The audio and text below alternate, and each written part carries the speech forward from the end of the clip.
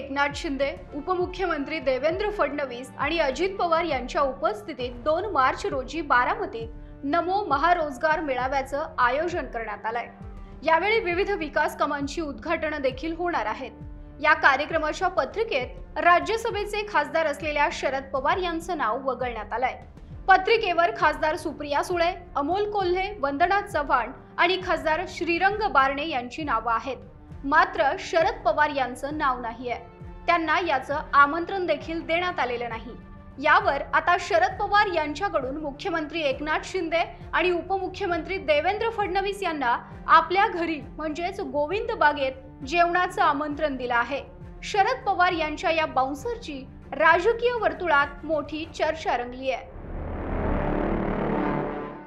बारामतीत होणाऱ्या कार्यक्रमाला शरद पवार यांना बोलवण्यात न आल्याबद्दल खासदार सुप्रिया सुळे यांनी आश्चर्य व्यक्त केलंय।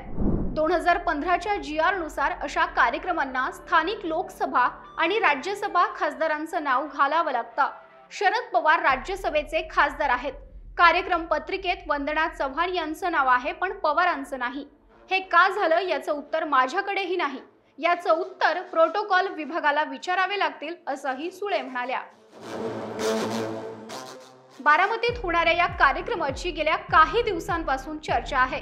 विशेष म्हणजे या कार्यक्रमासाठी शरद पवारांनी वेळ राखून ठेवला असल्याचं बोललं गेलं, पण सरकारकडून त्यांना आमंत्रण दिलं नाही आणि यावरूनच शरद पवारांनी गुगली टाकत बारामतीला येणाऱ्या मुख्यमंत्री आणि उपमुख्यमंत्री यांना घरी जेवणाचं आमंत्रण दिलंय।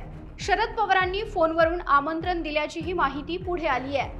मुख्यमंत्री आणि उपमुख्यमंत्र्यांवर शरद पवार यांनी टाकलेल्या या बाउन्सरवर आता ते काय उत्तर देतात याची सर्वांना उत्सुकता लागली आहे। याविषयी तुम्हाला काय वाटतं ते कमेंटमध्ये कळवा।